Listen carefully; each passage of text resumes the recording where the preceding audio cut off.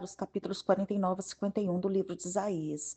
Versículo 1 do capítulo 49. O servo do Senhor, ou seja, Jesus Cristo, fala aqui e se dirige a todos os povos da terra. Ele começa falando do seu chamado, que começou mesmo antes do seu nascimento. Ele recebeu seu nome antes de nascer. Aqui vemos que o Messias é um ser humano, nascido como todos os demais de uma mulher e de mulher virgem, e ele será um indivíduo distinto de um grupo personificado, como a nação de Israel, que também tem sido chamada de servo do Senhor. Versículo 2: O Senhor deu poder ao seu servo para falar de modo eficiente e assim vencer seus inimigos. Sua palavra é sempre eficiente. Antes do seu aparecimento, o Messias estava escondido junto de Deus, pronto para aparecer no momento preciso. Versículo 3: Aqui o Filho, servo de Deus, Jesus, personificou o caráter do Israel ideal e satisfez tudo que Deus havia exigido de Israel como nação. Versículo 4. O servo confessa seu sentimento de fracasso devido à improdutiva resposta de Israel. Todavia, o servo não se afasta de Deus em incredulidade cínica. Ele aceita o sofrimento emocional e a labuta frustrante com a confiança de que Deus o recompensará. Versículos 5 e 6. Esta profecia descreve dois importantes aspectos da missão de Jesus. Em primeiro lugar, trazer Israel de volta para Deus. Isto inclui os judeus que aceitaram e seguiram a Cristo na igreja do Novo Testamento até a época atual, bem como a porção de Israel que será restaurada a Deus durante o período do fim dos tempos. E segundo, mostrar e iluminar o caminho para Deus e trazer a sua mensagem de esperança e salvação espiritual a todas as nações. Versículo 7. Essas palavras falam do humilhante tratamento dispensado ao servo em sua primeira vinda. A palavra nações é usada para aqueles que o rejeitaram, particularmente os gentios, que são os governantes, reis e príncipes, dos quais também é dito que um dia tratarão o servo de maneira a exaltá-lo em sua segunda vinda. Antigos opressores irão ajoelhar-se diante dele. Versículos 8 a 12. Estes versículos descrevem a feliz e bem-aventurada condição dos que encontram liberdade e salvação espiritual por meio de um relacionamento pessoal com Jesus Cristo. O dia da salvação é agora, quando o evangelho está sendo oferecido.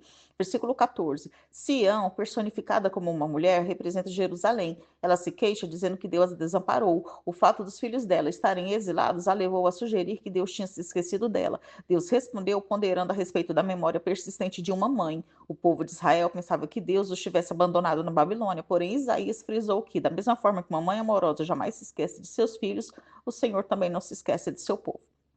Versículo 16. Esta é uma forma figurada de dizer que Deus jamais se esqueceria de Sião e que o povo de Sião seria lembrado eternamente diante dele. Também parece ser uma alusão a um costume entre os peregrinos que iam a Jerusalém de ter imagens da cidade do templo tatuadas nas mãos para fazê-los lembrar dos lugares sagrados. Versículo 18.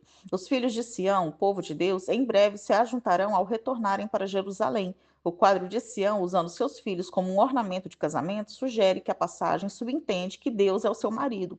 Todos estes que retornam constituem um presente de casamento.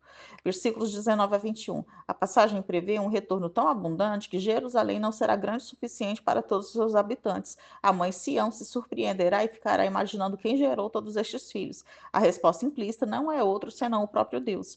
Versículos 22 a 23. Deus conduz a história em benefício do seu povo. O Senhor levantará sua bandeira e o gesto de Deus faz com que as nações executem a sua vontade. A fé do povo de Deus será, por fim, pessoal e recompensadora, quando saberão que ele é o Senhor. Lamberão o pó é uma expressão oriental que descreve a humilhação dos súditos ou dos povos conquistados perante seus superiores ou conquistadores. Até mesmo pessoas da mais alta posição em outras nações servirão o povo de Deus. Versículos 24 a 26. O povo de Deus vai duvidar que seja possível sua libertação do cativeiro e da opressão. Porém, Deus deixará claro que ele é capaz de não apenas resgatá-lo, mas também sujeitar seus captores à punição que merecem. Agora nós vamos estudar o capítulo 50, versículo 1 do capítulo 50. Embora o sofrimento de Judá seja o resultado necessário de seu pecado, nenhuma carta de divórcio ou recibo de pagamento a qualquer credor foi emitido, porque a separação de Sião e do Senhor é apenas temporária. A promessa incondicional da aliança feita com Davi exclui um divórcio como esse em relação a Judá, embora possa haver um período de separação. Deus vendeu seus filhos, mas não o fez para quitar uma dívida, de modo que não há credor. Mas a venda para pagar dívidas era temporária, foi feita por causa dos pecados do povo. Versículo 2. O povo de Deus não esperava redenção. Ele não se divorciou de Sião, Senhor, nem vendeu seus filhos a um credor. Portanto, ele podia trazê-los de volta.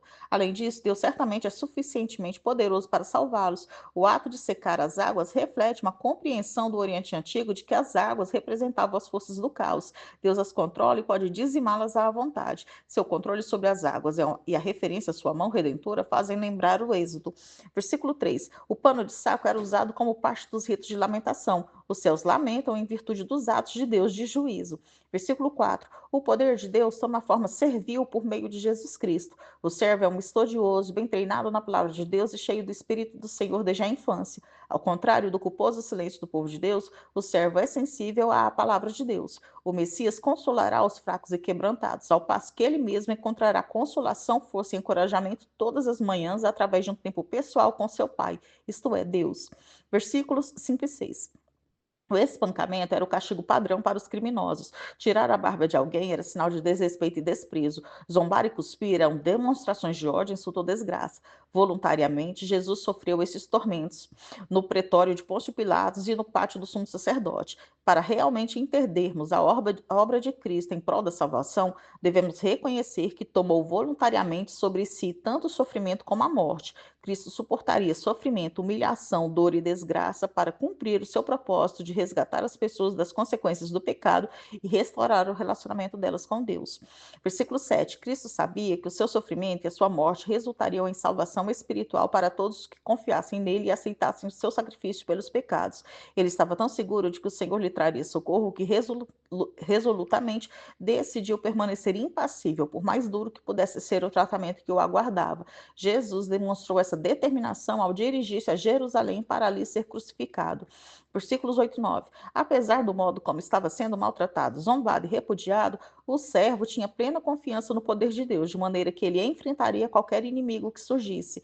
Versículos 10 e 11. Aqui há um chamado aos não convertidos para que creiam e sejam salvos, e ao mesmo tempo a advertência de que aqueles que pretendem se salvar das trevas morais e espirituais por meio de seus próprios esforços, como ídolos, religiões humanas ou obras de justiça, acabarão tendo fim de eterno tormento. Agora nós vamos estudar o capítulo 51, versículos 1 e 2 do capítulo 51. O profeta assegura à nação que a libertação virá. Ele os lembra da antiga aliança feita com Abraão, que era a pedra da pedreira da qual eles foram tirados e formados como um povo. Originalmente, Abraão era apenas uma única pessoa, casado com uma mulher estéril, Sara, mas Deus multiplicou seus descendentes como havia prometido. Versículo 3. O mesmo Deus, cujo poder cumpriu suas promessas a Abraão, está para transformar a desolação de Israel no paraíso original, tanto no nível nacional quanto espiritual, suscitando neles júbilo e canções de ação de graças em seu louvor. Versículo 4. O governo do Senhor, do servo sobre o reino terreno de Israel, fará correr que a justiça prevaleça para benefício de todas as nações. Versículo 5. O poder do servo para restaurar o seu povo e trazer justiça, direito e salvação ao mundo estava em ação, mas a perspectiva divina difere da humana quando se trata de contar o tempo. Embora perto, segundo a contagem da eternidade atemporal de Deus, a oportunidade de desfrutar da libertação de Deus ainda estava a muitos séculos dos dias de Isaías. As nações que sobreviverem ao castigo de Deus crerão nele e entrarão no seu reino. Versículo 6. Quando Deus estabelecer o seu reino eterno na terra, esse reino será precedido pela destruição dos céus e da terra atuais e da morte de todos que se opõem a Deus. Todos os vestígios de imperfeição e pecado serão destruídos e Deus substituirá o que conhecemos por um novo céu e uma nova terra, onde ele viverá e reinará com seu povo fiel, os que ele resgatou do pecado e da morte para sempre. Versículos 7 e 8. Os inimigos de Israel perecerão, mas a salvação do servo será permanente. A exemplo do servo do Senhor, ainda que os crentes sejam insultados, eles também serão recompensados eternamente. Versículos 9 a 11. Deus é encorajado a despertar de um sono e iniciar sua obra redentora. Em seguida, vitórias passadas são recontadas na forma da derrota de Raabe, um monstro marinho. O mar e seus monstros representam as forças do caos que estão contra Deus e sua criação. Em outros textos, Raabe claramente representa o Egito. Temos aqui uma alusão poética à vitória de Deus sobre os egípcios por ocasião do Êxodo.